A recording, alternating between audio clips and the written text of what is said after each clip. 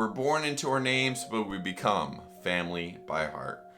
During my wife and my journey through infertility, foster care, and a recent adoption, we searched for and relied on a lot of help. If you're on a similar journey, then this podcast is for you. Or maybe you're curious about the process or looking to support someone on their journey. We got you covered. Each episode has a story to inspire and or resources to turn to. We're all family here. This is Family by Heart. What's up, family? Welcome to another episode of Family by Heart. I'm very excited to have my first guest of 2023 of season 2 of Family by Heart. And it is Mr. Ryan Smith, who is the author of a book, Finally, an Infertility Book for Dudes. And Ryan, I'm excited to have you. One reason is last night on my social media, like the Facebook flashbacks, it was actually a flashback to my wife and I in the midst of all our infertility. She had posted a picture of 2 books that we had at the time, What to Expect When You're Not Expecting and What He Can Expect When She's Not Expecting.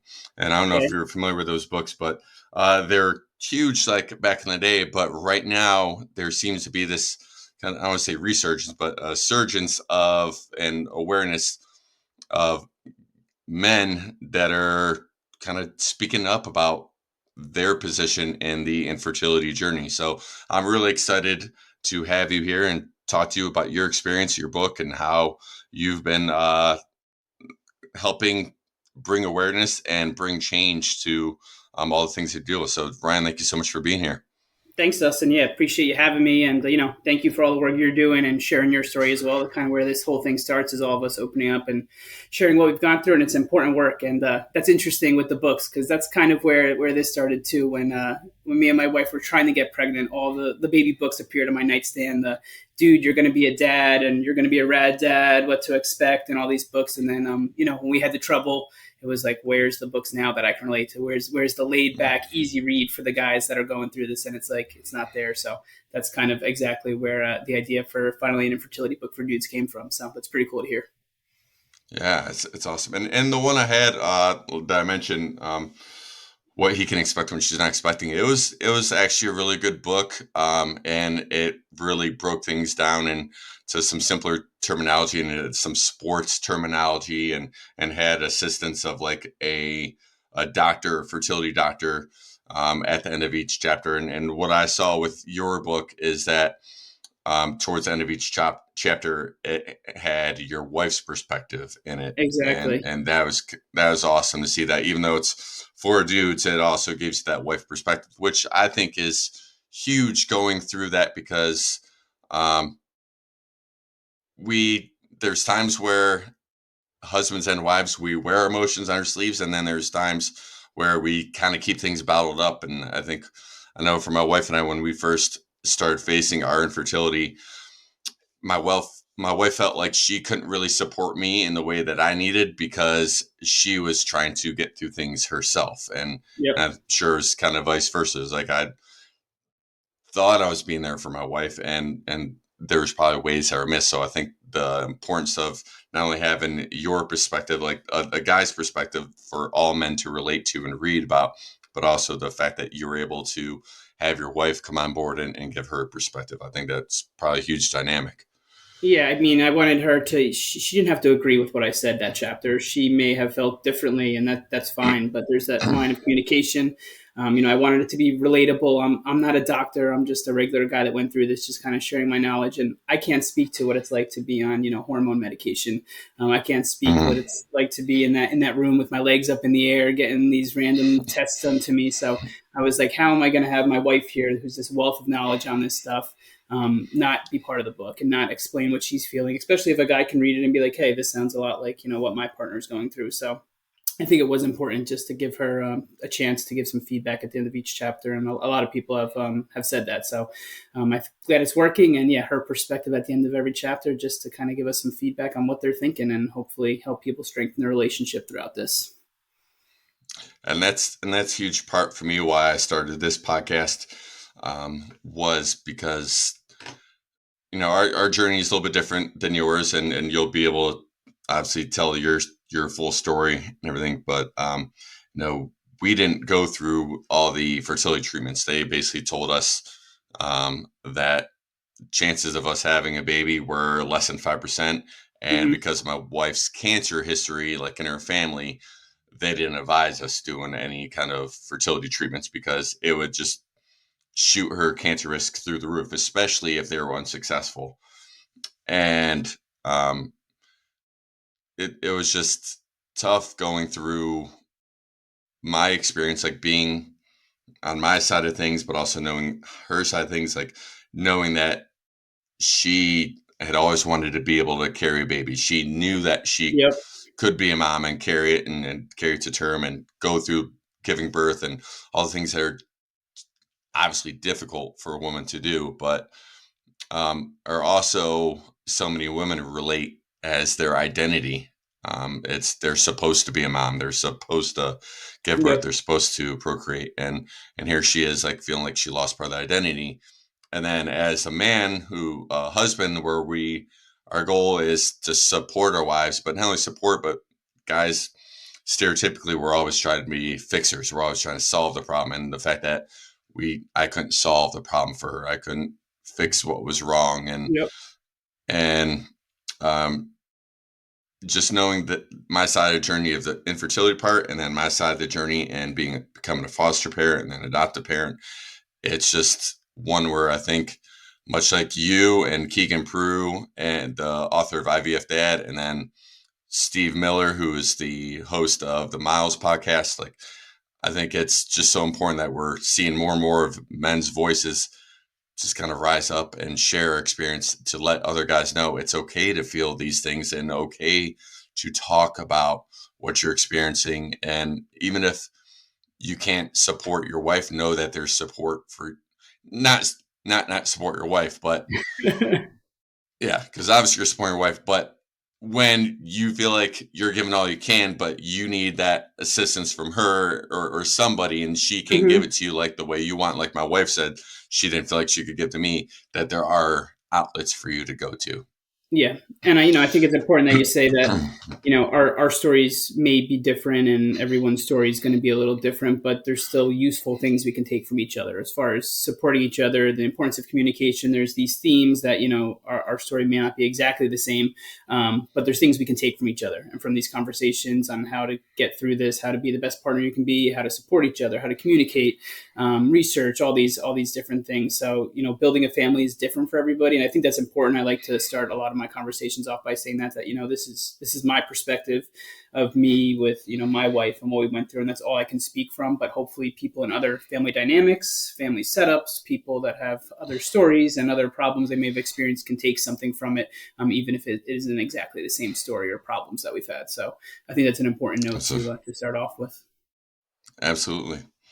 Now, doing a little research on you, I saw that you're a guy's guy. You're a fantasy football fan, and you get into Try to be, yeah, sports, golf, and different things. yeah. What's something about you that people would maybe be surprised to know about? Something that you enjoy doing, that you're into, that maybe not a lot of people know about, but would be kind of surprising. Surprising fact about me. That's an interesting one. What do I like? I like fashion. I like style. I like looking good. So I think that's not something that I talk about often in the book. I like taking care of my lawn. I like getting out there. I like gardening, doing things like that with my wife, seeing things grow, which is an interesting comparison to what we have going here and growing families and things like that. So trying to think of other hobbies I got besides, golf and sports. I guess are kind of my main go to as far as stress relievers. But walking the dog is a great thing. Anything outdoors basically is kind of my main crux of what I like to do. So. Talking about the sports things is a lot of stuff that guys can relate to. So that's something that Mm-hmm. I found helpful to kind of make those analogies with certain people and to get people to open up. So that's kind of a tactic I use throughout my book and when I have these conversations. Nice. Awesome. How'd your fantasy football team do this year, or Oh, teams if you're dude. a guy that's in multiple leagues? Oh, come on, man. We had to bring this up.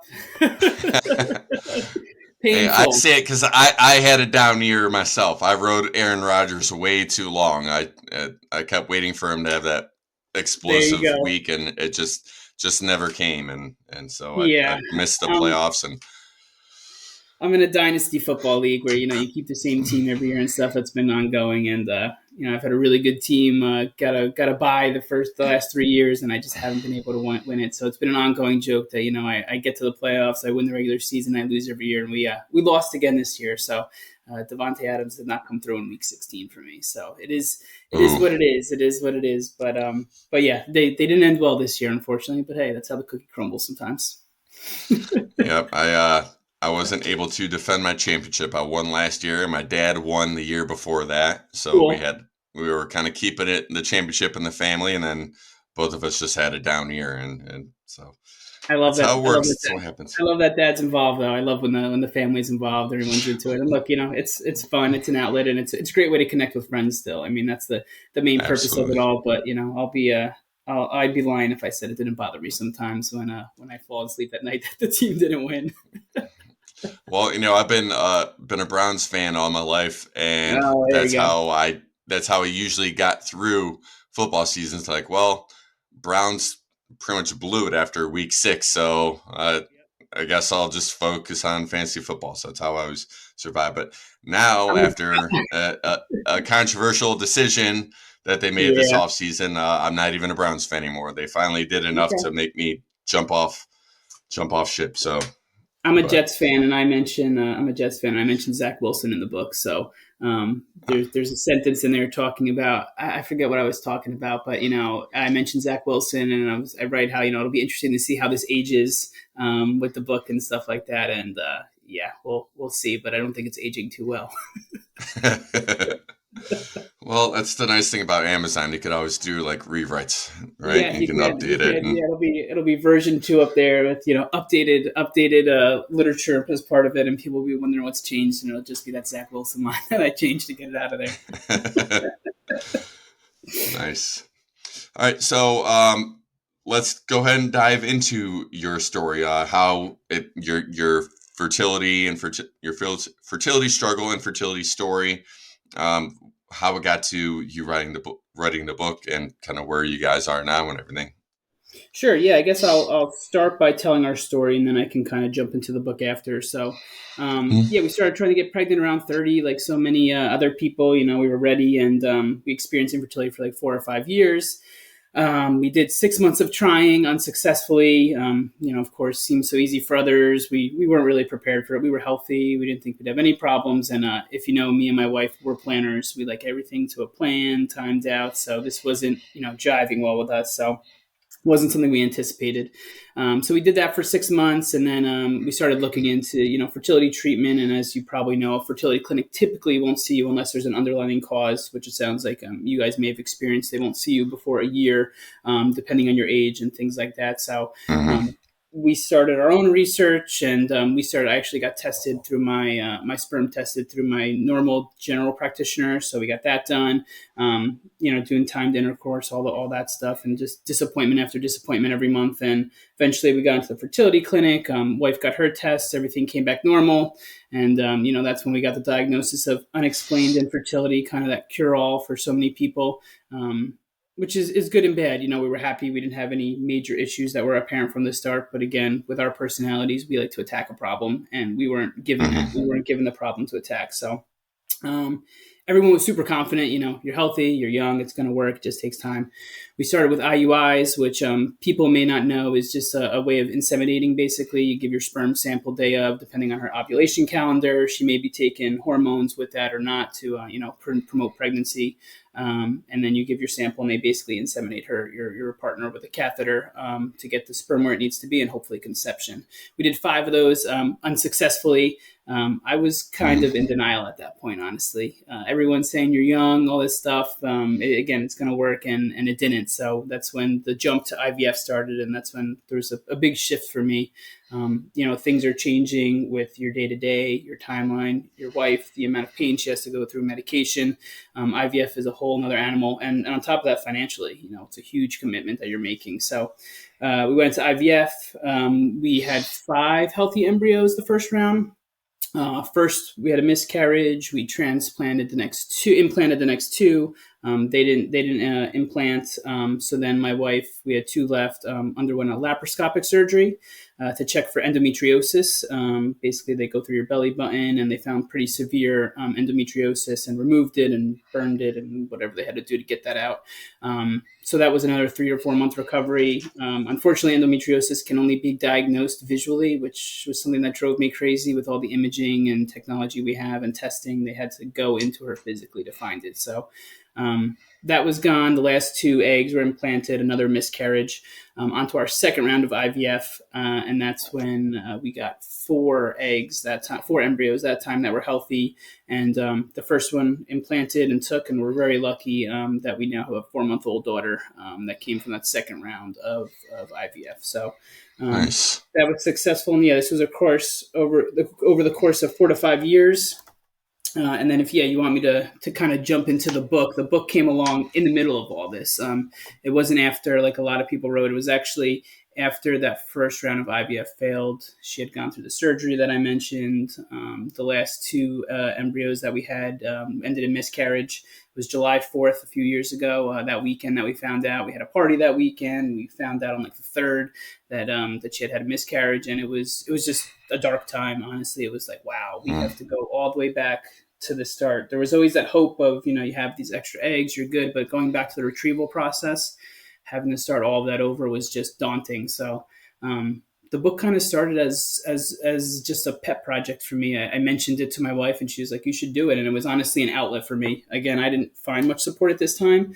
I was supporting my wife and not really doing things for myself. So kind of writing our story, waking up on Saturday at 6 a.m. and just writing for a couple hours, I found super helpful. And then researching things and dropping again some of these analogies to sports in there was really an outlet for me. So that was the goal of it all, to make it relatable for people, and that's when it started. And it took about a year to write, and then going through the whole process of finding someone to work with to get it edited and to get the cover art created and get it published on Amazon was another 5 or 6 months, but that's where it came from, and it was really a great outlet for me. And then here we are now. So it's crazy to think about where we were a year and a half ago. Nice. Well, congratulations on the baby. What's your little girl's name? Adeline Hudson Uh, Smith. We're living on the uh, West Coast, so we're from the East Coast, and we went to college on the Hudson River, so we dropped Hudson as her middle name, a little ode to the East Coast. So yeah, Adeline Hudson Smith. nice. Beautiful name. Beautiful name. Thank you. Um, absolutely. So, uh, one thing you mentioned early on is that you had your sperm count tested and everything, Hmm. and seemed to be fine, which then obviously kind of in ways puts the pressure on your wife. And Yeah, I recall kind of the same thing with us. Like, we got tested.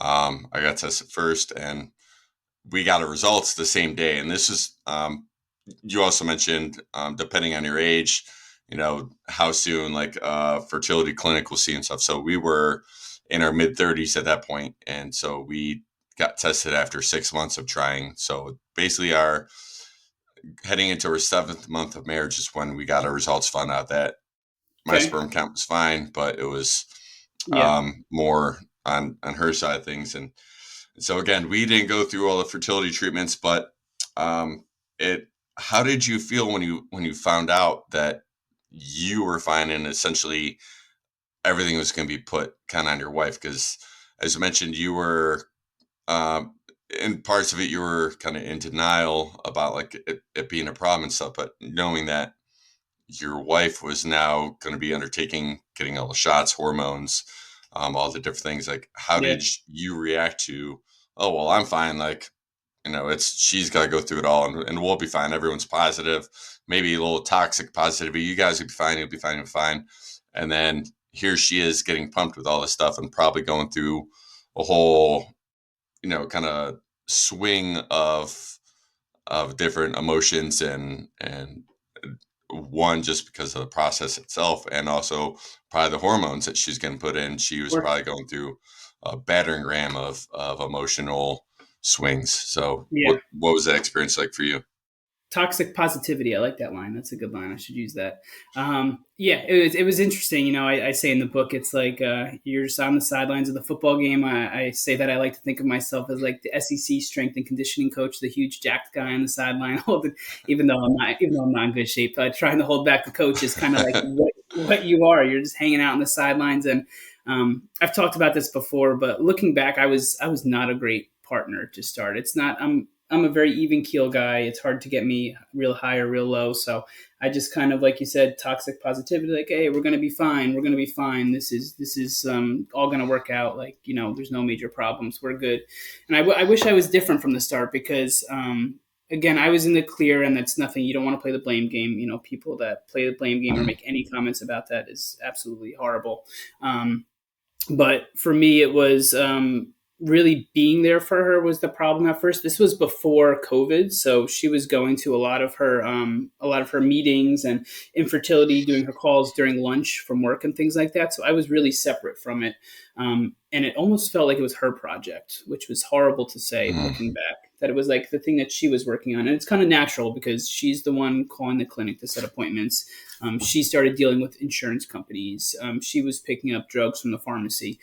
She was scheduling all the appointments. So, and she was going to them. I was making as many as I could, but I should have been making more. So it was hard for me in the beginning to not to really be in it with her. And looking back, that's something I wish I would have changed. That I would have been there researching, making a call to the clinic, even checking in is like the littlest thing of, hey, there's an appointment at lunch today. I know you have a busy day of work, but she's going in at 12 noon. Make sure you text her at 11:55 and just say, hey, let me know what's going on. I'm here. That little thing of following up right after the meeting just to get the update of, hey, how did that test go today, is so important. So yeah, it was difficult for me in the beginning to fully be invested. One, because it felt like her project and she was dealing with a lot of it, and I wasn't doing enough to be there for her.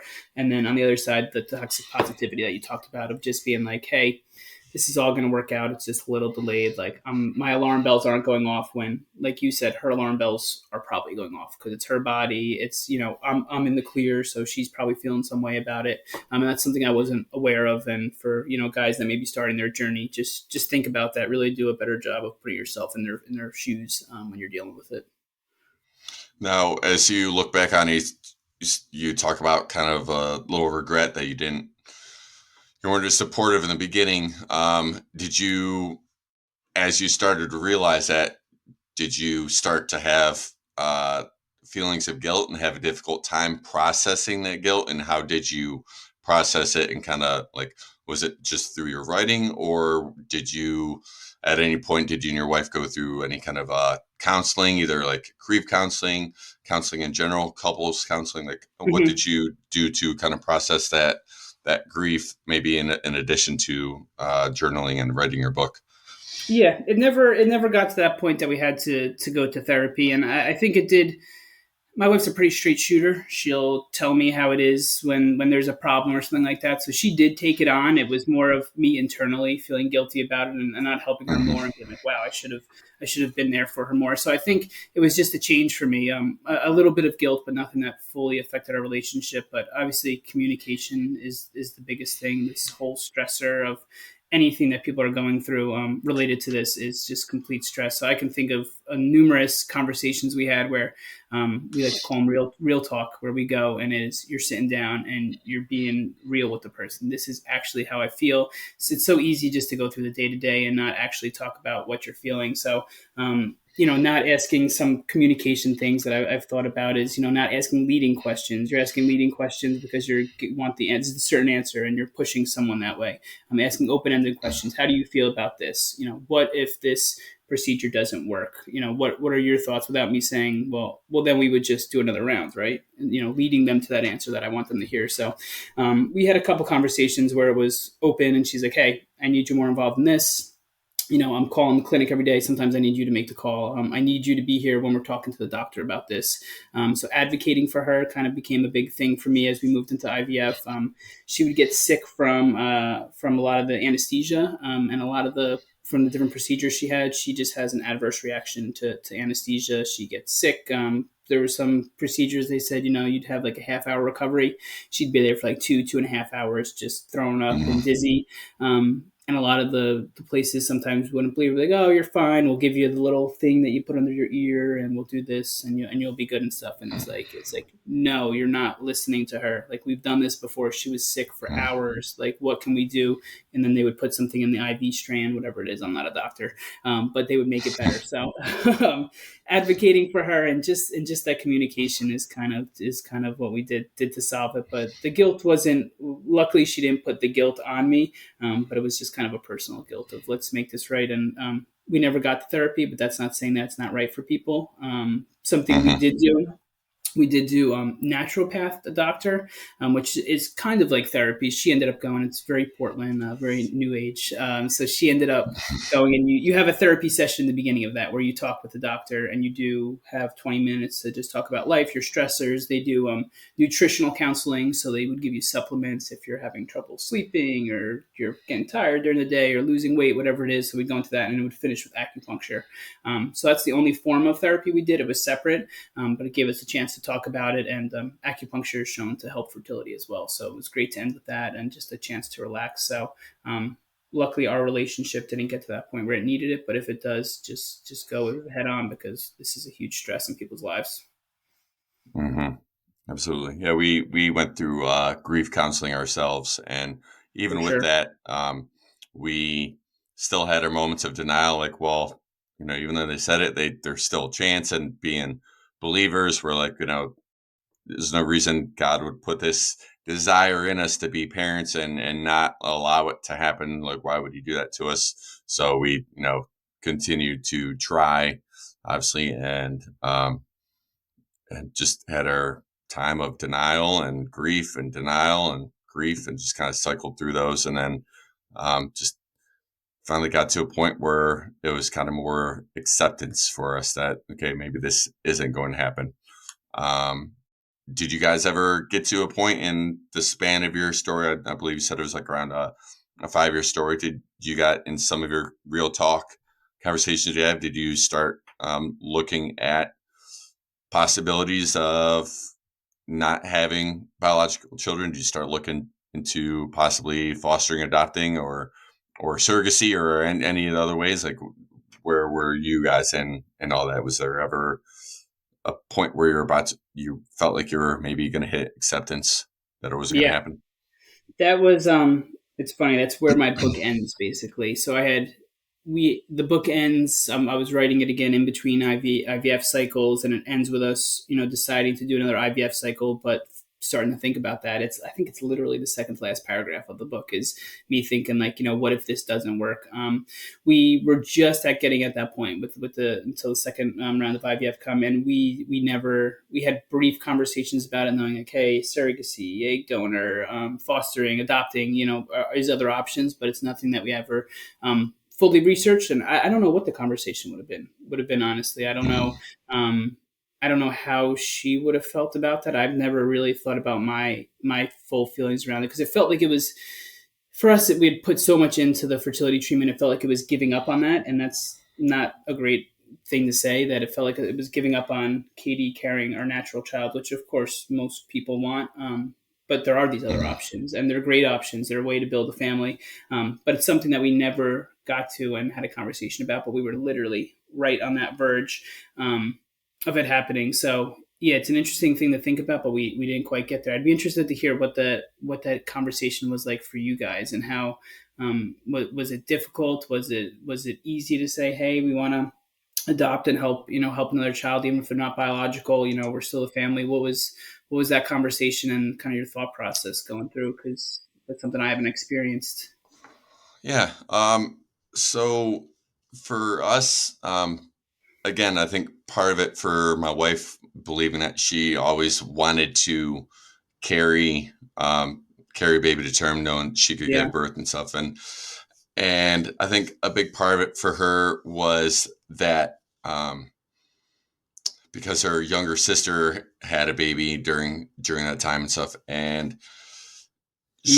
and seeing how the baby looked like relatives of hers. And so then she started thinking about, like, well, maybe if we did surrogacy, like, there's a possibility of of my genes being in the baby and stuff, but it wouldn't have her. So feeling like there would be a disconnect there. So that led to us kind of canceling out surrogacy, in that sense. And then, we had talked to couples that actually, we started out looking at adoption, and we talked to a couple that did adopt. And at that point, my wife was kind of against it.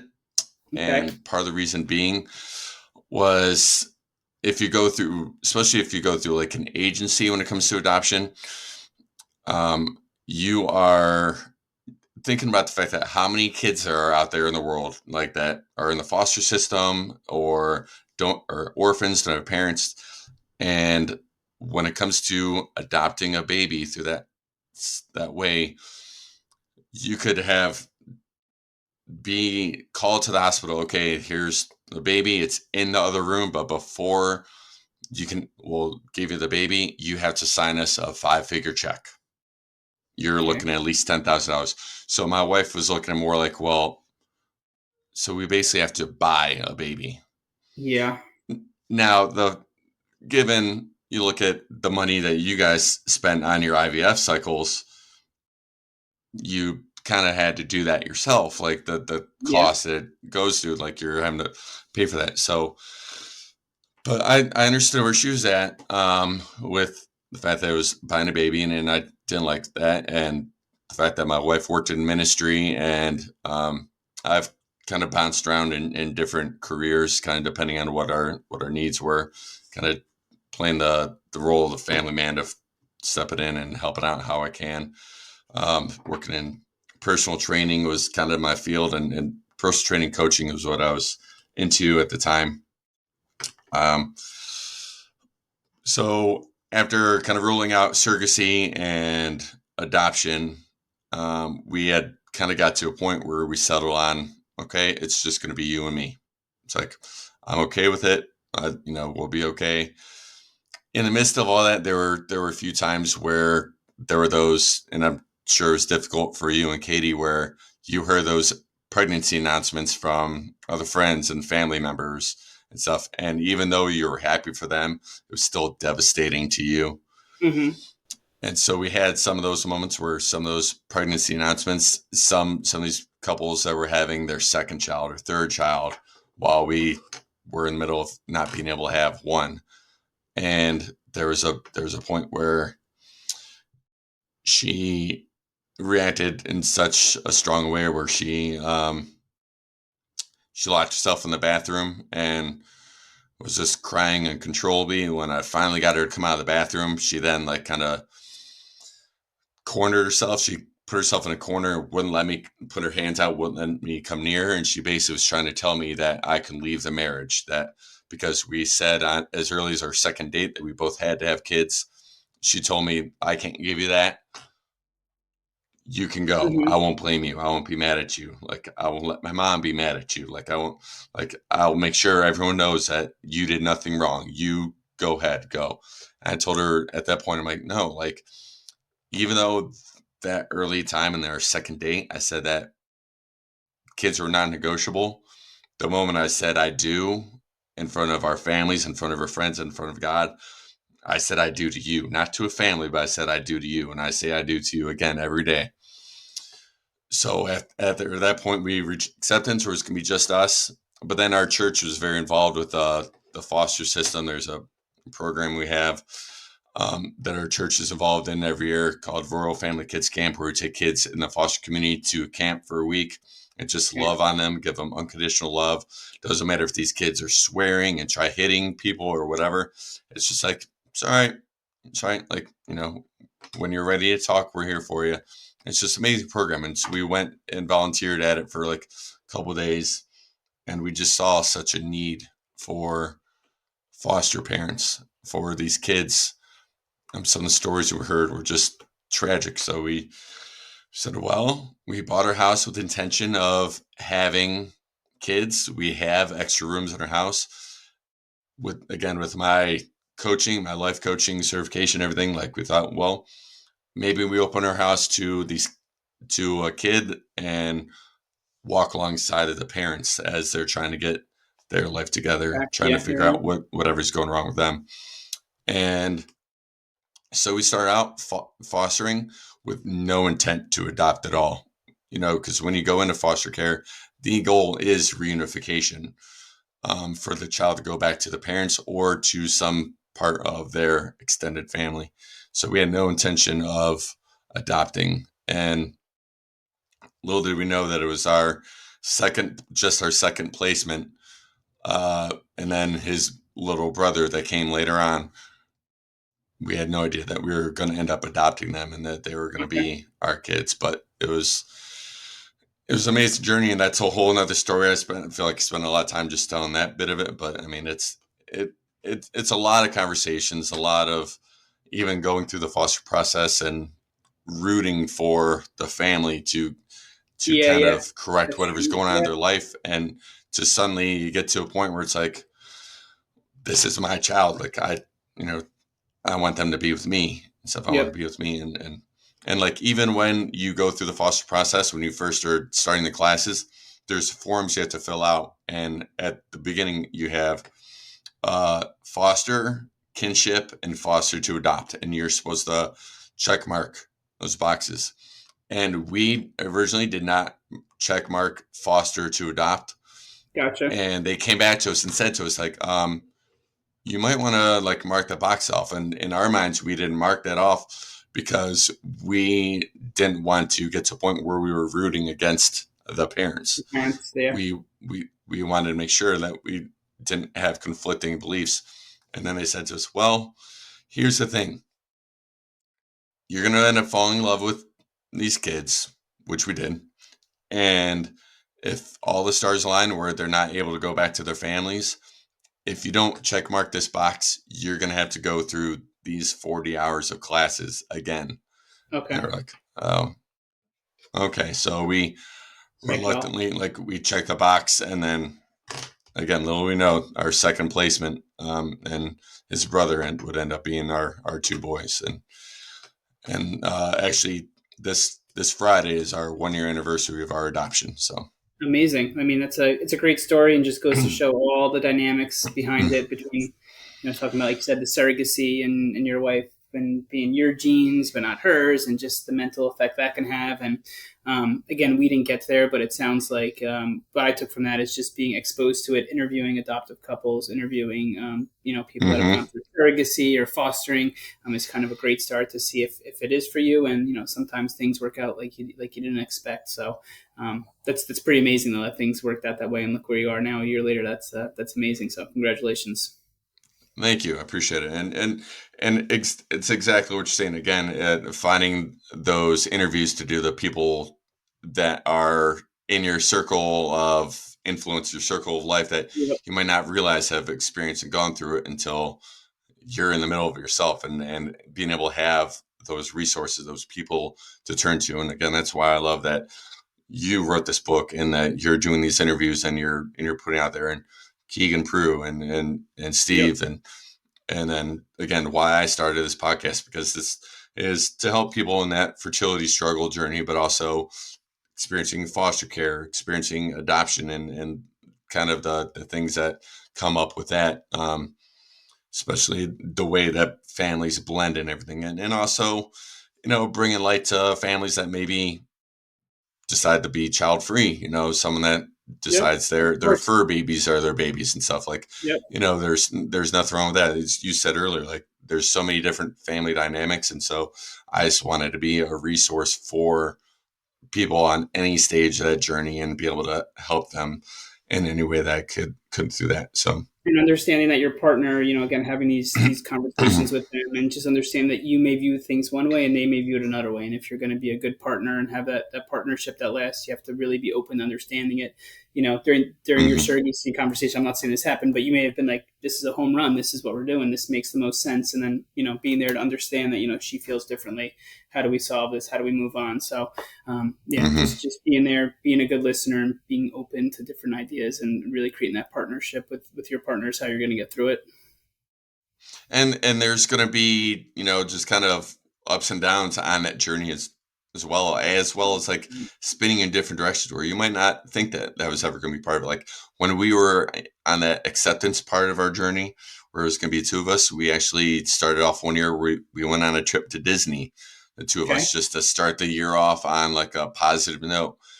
And there we were accepting it's going to be two of us. So we're walking around Disney and you see those parents that are just exhausted with their kids screaming and crying, Yep. and you just see that deflated look on their faces, like, oh, this is supposed to be fun, like, oh my gosh. And we just would look at each other and give each other a high five and stuff. And now here we are, like, taking our kids into a grocery store, or reluctant on where we want to take the kids, just because we know, like, those meltdowns can happen, and we want to avoid that. We want to avoid that look, and knowing that other people are giving you that look now, like, oh my gosh, like, get a Yeah. handle on your kids and stuff, like, Yeah.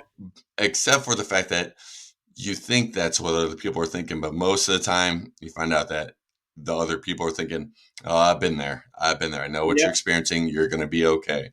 And so those Yep. kind people that actually step up and say, like, you're doing great, don't worry, it happens, it's part of it, you'll get through it, you'll survive. For sure. Disney, an interesting place to go with the after the acceptance and stuff. That must have been, with all the kids around and stuff. He said so. That's a interesting place to try and navigate that and deal with the acceptance and be around that. But like you're saying, so many kids going crazy and then kids being happy. So there's a lot of emotions, I'm sure, behind that trip. Yeah, it was, because you have throughout it all, and I'm sure during your guys' 5 years where you would, I know Keegan mentioned it when I talked to him in my interview last year, that there were times where he would be at the grocery store, turn down the aisle, and he'd see a dad and a little kid talking stuff, and Hmm. he'd be like, oh, I can't do it, I got to turn around and walk, Hmm. and then and go a different direction, because you just don't want to Hmm. face it. So there we were, just putting it right in front of us with these parents and these kids, and seeing them get their pictures with the Yeah. princesses and all that, and it's like, you know what? We're going to be kids at heart too, and so we want to get our pictures with the princesses and everything. And my wife is a big Little Mermaid fan, so she wanted her picture with Ariel and everything, and so it was a lot of fun. And then I had all the princesses who were saying to my wife, "Oh, is this your prince? Is this your Yep. prince?" I'm like, "Oh, yep."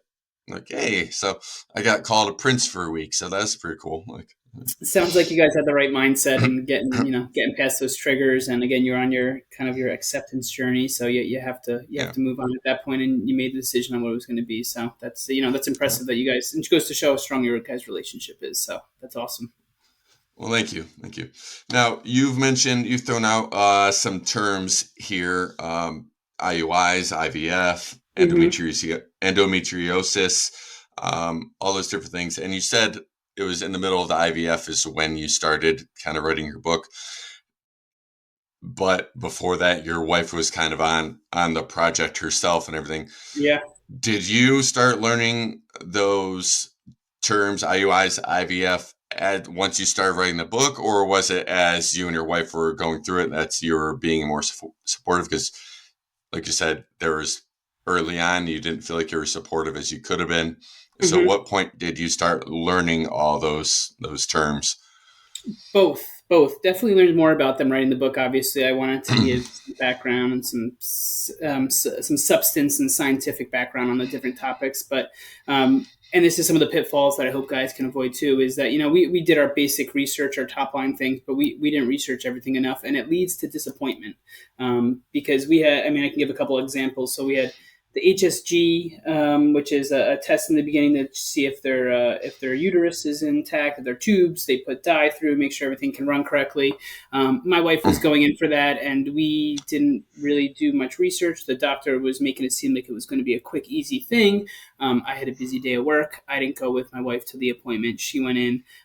She was going to go back to work after. It was supposed to be this easy thing, and then she ended up having terrible pain from it. It was a way longer recovery. She had to drive home crying and take the rest of the day off. We didn't do our research on it, and that a lot of people actually do find it super painful. So that was part of it. Like, okay, wow, we weren't prepared for that. And then something else I always talk about is embryo grading. When you do IVF, you often have your embryos sent for genetic testing if you so choose. Some people do, some people don't. but they'll send you back grades that an embryologist literally, it's up to them depending on the size of the mass, the internal and out and external structure. There's two structures in the embryo, the size of it, how compacted the cells are. So it's a number and then two letters. So it could be 4 BB, 5 A plus B minus, whatever it is. And we had no idea what these numbers meant. I'll never forget the doctor calling, and she's like given the rundown of all the embryos that we had created, the 6 we had left, and we're writing them down, and we had no idea. And then we went and kind of did the research on it, and we looked up, and the numbers to us didn't seem great from what we were reading quickly. Mm-hmm. And my wife's crying, and we're like, oh my god, these are horrible, it's not going to work, this, that, and the other. And then we ended up talking to some friends and kind of looking more into it, and they're like, don't worry about that, those are subjective grades from one embryologist. Like all of these 4 graded embryos are actually what have worked for me in the past. My kid was a this and that. It's not the end of the world. So it was part of kind of setting expectations. And we didn't look into it enough. It came as things happen. I know Keegan is big on research. That was one of his big things, was that he dove in right away and kind of almost over researched. He went too far and Mm-hmm. got too in the weeds with it, which you can easily do. So yeah, we were kind of the opposite, just going through, and it comes back to that toxic positivity, which I'm stealing. That everything is going to be fine, we're good. And then once we got to the IVF portion of it all, is when I feel like we were doing the proper amount of research. What's happening? Things seemed so much bigger. We were in the big leagues now, as I like to say. So we were researching better at that point, but again, set those expectations throughout IVF. Know your case, know the odds, know what's happening, because there was so many times we were getting a positive update, but it seemed negative to us, and we had unnecessary heartbreak. We got 22 eggs the first time we did the retrieval, and then there's an IVF attrition rate where this many eggs are expected to survive to this day, and then this many are expected to be inseminated. This many are expected to get to the freezing stage. They call you every day and they're like, "Hey, you had 22 eggs, now there's 14. Out of those 14, 8 inseminated. Out of those 8, this many made it to day 3." And you're like, "What is happening? This is horrible. Everything's disappearing." When actually it was a positive. We were like beating the IVF attrition rate. We were beating the odds of what was supposed to happen with all these eggs. And again, just weren't prepared and were there crying when actually it was a good update. So research is important, and I wish I did more of it beforehand. But once IVF came around, I really dove into it. So it sounds like you guys were doing a little bit of a Dr. Google yourself, where you were Yeah. kind of looking at things, and so that's where you're seeing the negative. Where again, it sounded like your doctors were being more uh, maybe very to the point, but also trying to be a little bit more positive. Yep. And then you had your friends that were telling you, well, no, this is what it was for us. Are there any resources that you suggest people that are just in the beginning stages look at and go to avoid being Dr. Google or going into the weeds like Keegan Mm-hmm. did? Is there some certain sites or books or anything that you recommend to kind of keep that baseline a little more level versus being too high, too low? Yeah, I mean, I don't have a specific site or anything like that. And look, doctors are great. I mean, they're knowledgeable, but they're people too, and not everyone looks at things differently. They're not 100% correct every single time. And there's things that our doctor recommended as well. Like, hey, I think we should do this. You're the patient. If you're not comfortable with that, if you read something and you want to do this procedure instead, or you want to move forward with testing this, there was things my wife brought to our doctor was saying, hey, I heard about this from a friend. Why don't we try that and doing a scratch before to test before we're doing the implantation for the next frozen embryo transfer. So for us, all the research was definitely Google, looking through things. I mean, for people that are just starting, if you grab the book, there's stuff that you can go through that you'll see a certain experience and you can try and connect with. Shoot me a note, and maybe if I have some knowledge, I'll share it. But for us, it was all friends that had gone through it that we eventually connected Mm-hmm. with. For my wife, she found a couple friends from our college days that had gone through it, that eventually we had no idea, and eventually you connect, you post something on Instagram about it, and it's amazing all the people that are like, hey, I went through this too, and it's like, wow, really. And eventually she found a group called Fertility Rally, which is a support group for women, where they go and talk about their every week they have a meeting and they're just able to share their stories, and they're amazing. They go they sit there, you share your story, and everyone gives feedback of, hey, I experienced this, I know about this, let me shoot you a link on this. And that's where she kind of found her research through there, and they're also there to support each other. So that was a huge resource for us, was her joining there. And then yeah, it was just kind of research on our own, asking around, and just trying to find as many personal experiences as we could, because again, you can kind of find research pushing people in multiple directions if you really searched a lot of the time. So it's kind of getting through and being comfortable with what the two of you think as a couple and what your plan is, and then bringing your doctor into that. Nice. Now you just mentioned fertility rally for women.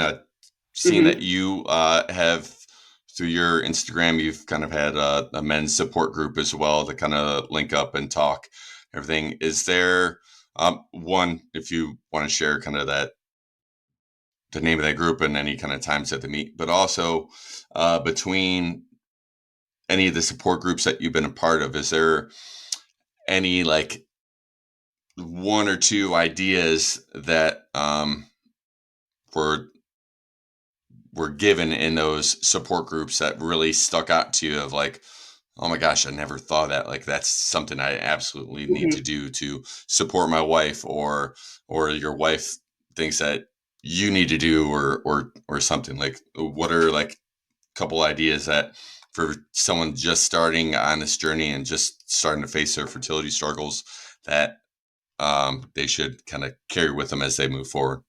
Yeah. So, as far as guys, I haven't found it's harder for us guys to open up. Those are definitely those stereotypes. So, a lot of stuff I've done is just kind of personal conversations with people, going back and forth, bouncing ideas off each other. Conversations like this that you have with someone again that's going through something similar.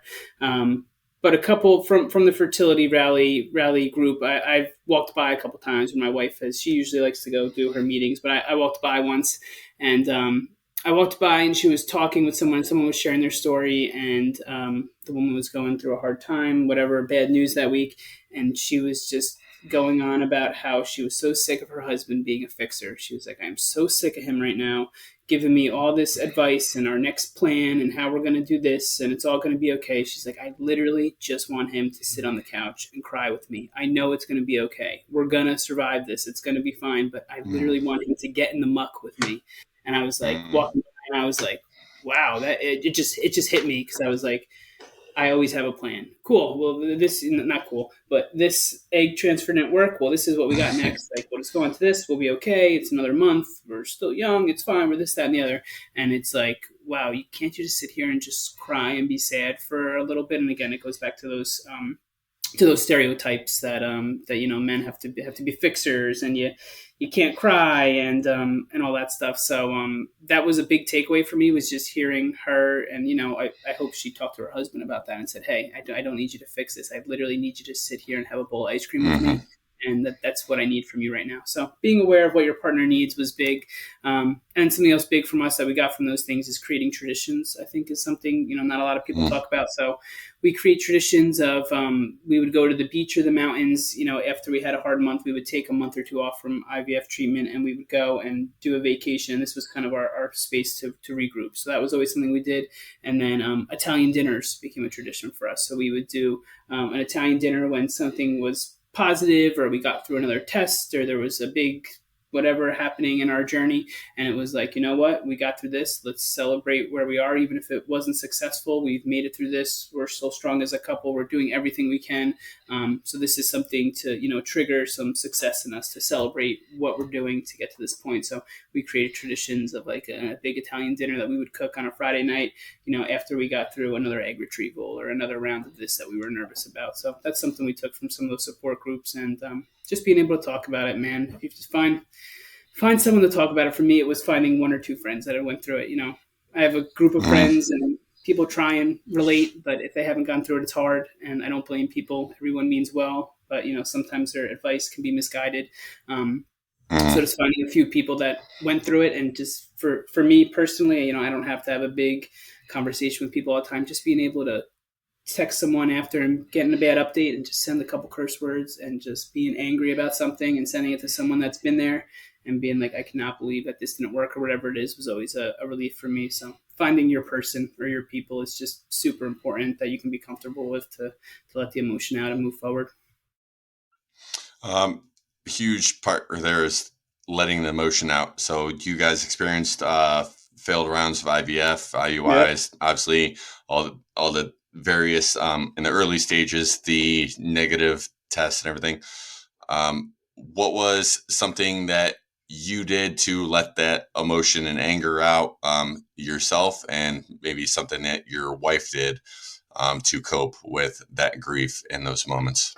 Yeah, so for me, it always came back to going and getting around the golfing. I mean, getting out there and just being separate from it all, forget about it for a little bit, was always big for me. And those trips together, again, going back to those trips, there was always Mm, just a way after disappointment for us to get away from it all. I'm not the type that's going to go and have to hit a punching bag. I mean, I'll go and get a good workout in. Some of the best runs and workouts I've ever had in my life or after some of these negative responses. Just go and just run and let the anger out. So if that's something that works for you, go and do it. But yeah, for us, it was always getting away from our house and our situation for a little bit to kind of let that anger out, and reset. And then yeah, for me personally, it was golfing, doing anything to get away from the situation and let my mind forget about it for a little bit and then come back with a new spirit about it all. And then it became right in the book too. So, journaling, mm, meditation, things work for people. That acupuncture I mentioned earlier was amazing, but mm.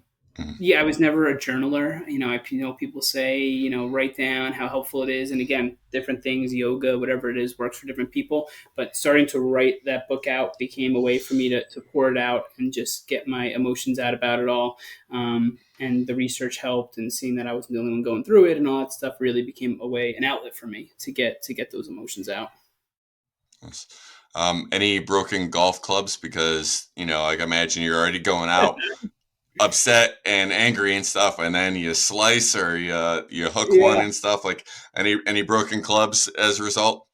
Maybe some thrown clubs, no, none actually broken, but yeah, that would be a disappointing one when you build up like, hey, I'm going golfing on Friday, I'm over this, it's Wednesday, we're going out, and then you go out there and you have a horrible round, which just kind of adds to it. So maybe if you get frustrated and you do break clubs, maybe golf isn't the best thing for you, but yeah, you kind of have to reset and say, hey, I'm still out here. I'm playing golf. It's a beautiful day. I'm outside walking around, getting some exercise. Like, let's be happy with this. But yes, it's a great point because golf is one of the most frustrating sports. So that is maybe not the best thing to add to your repertoire. That's probably why I'm like, golf is one of the last sports I've gotten into, and I'm like the last one in my family to get into it. Like, I'll go out and play like twice a year, and they're usually scrambles, so I don't even have to. There you go. I don't have the pressure of doing that well because I got other ringers Yeah, on team. Like, if I can chip and I can putt, like that's all I'm worried about. Like, so it is after frustrating, I but drive about the first 8 holes, after I drive the first eight and lose 8 balls, and I'm like, you guys drive. yeah. I'll sit in the cart and we'll, the closer we get to the hole, I'll start stepping in. So, It's um, infuriating. It's an infuriating sport. My brother was a college football player, and I was into golf before him. He's younger than me, and now he's into golf and stuff. And just he's just so used to being more athletic than me and all this stuff. And it's just hitting this little golf ball will drive you crazy. But it's a sport that gets you outside in nature, walking around different courses, and you can play it as you get older. So it seems to be more and more popular. yeah, I knew I was a really bad golfer when I hit my step quota for the day with my fitness Yeah, tracker on my walking right. watch, even though we had a cart. Yeah, So there you go. yeah, I'm my going for a dad walk in the always woods. My I'll dad be out. always told me when we go golfing, he's like, "Well, I could tell you what you're doing wrong. You're standing too close to the ball after you hit it." Well, there you go. So, so There you go. obviously I Cool. wasn't hitting very far. So what's next for Ryan Smith, the author, and the Smith family? Are you guys any more eggs or embryos? Are you continuing to? You gonna give Adeline a sister or brother? Is that the goal at all, or you guys, that 5 year journey was enough? You got your girl and you're happy there, and then is there going to be a follow up to finally? Yeah, so we have three more embryos left. We have one boy and two girls left, which is another interesting part with IVF, knowing genders and things like that. So yeah, we're in that deciding phase again. Our girl is 4 months now, so we're Give turning. yourself some time there. Give yourself some time. My Yeah, boys are 356 days apart. Give yourself time so you can catch up on sleep. Believe me. It's yeah, for real. It's hard though. I mean, and it's another big theme in the book, and a big theme throughout IVF and infertility in general and stuff is time. Man, time is ticking. Biological clocks are True. ticking. Regret, all that stuff. It's crazy how quick it goes, especially if you have failed IVF cycles. It is crazy how you start in January and you turn around, you're eating Thanksgiving dinner, and you feel like nothing's changed. You're like, wow, this is Mm. insane. So it's something we've talked about. And again, with IVF, we're like, okay, if we do want another, and we wait, we have no guarantee that this is going to work. What if we do have to go through another cycle and this, that, and the other? So we may be trying right away again. We're probably leaning that way, but I feel bad for my wife with her physically. So it's a conversation we have to have. And then, yeah, as far as the book, it was a great process. I have thrown around the idea of a finally series. I mean, you can take that in so many different ways. You can Mm-hmm. do, a parenting book often and stuff like that. So we'll see what happens. I'm pretty busy, so I don't know if I'll have time. And again, the book was kind of a passion project. So I think I'd really have to have the passion if we did continue the finally series. I'd have to find something that I'm super passionate about to be able to put that time, work on it for a year, and really make it fair for a reader. I don't want to put something out there that I'm not super into and feel like I can give Mm-hmm. expertise on. So we'll see. We'll see what the future holds. You never know. And last question before we get to your social media contacts and all that. Now that you guys have gone through the process and you have your baby, you have your 4-month-old, what's your favorite part about being a dad? Oh, favorite part about being the dad is probably those wake ups, man. Waking her up from the nap when she's super happy and that smile, and yeah, it's pretty amazing. Just my wife is still home on maternity leave, and I'll be in this office that we're in now, and she'll walk in and open the door and say hi to dad, and just that big smile that comes across her face Mm-hmm. is super crazy and pretty cool. Now that she's 4 months into the point where she's kind of realizing what's going on around her. It's pretty interesting, just the changes week to week and how much it actually happens. I mean, 2 weeks ago she didn't know who the dog was, and now the dog walks by and she cannot stop laughing when she sees the dog walk up and down the stairs. It's like the dog's been here the whole time. What's changed? And it's just amazing to see that development. So it's very rewarding, but a lot of work, like you're saying. Just wait until you get the daddy, and then the I love yous. Those are, oh my Oh, gosh, forget you it. just, yeah, you're happy now. Wait till those start happening. I mean, they're heart melters for sure. So, Yeah, it's very cool. It's very cool. all right. So, where can people find your book and find out more from you and more about you? Yeah, the book's on Amazon. Finally, an infertility book for dudes. Again, just a great way to connect with anybody going through this. I tried to write it so that no matter where you are in the stage of this, if you're looking for something to relate to, there's probably a lot of stories that you've experienced the same thing, and hopefully get some laughs at it looking back. And then for people that are just starting, hopefully gain some knowledge about what could possibly be ahead and how to better navigate it. So just hoping to help people around it. And so yeah, it's on Amazon. You can just search the name and you should be able to find it. And then Instagram is the best way to follow me. Ryan Smith _infertility_author is the best way to follow me. I try and put some content and tips up there as often as I can. And then you can of course find any other podcasts or conferences I'm a part of by just following me on Instagram. So Cool. Awesome. Well, thank you again, Ryan, so much for spending your time with me this morning and for just your being willing to share your story and not only here, but just writing the book and sharing everything that's gone on with you through your social media. Just really appreciate it. Really appreciate what you're doing. For everyone else, obviously, again, Ryan and our stories started out very similar, but our families came together in different ways. And, perhaps Ryan's family is still growing, and families can be made in many different ways. And it doesn't matter how it's made. We are all family here. And just thank you again for being part of the Family by Heart family.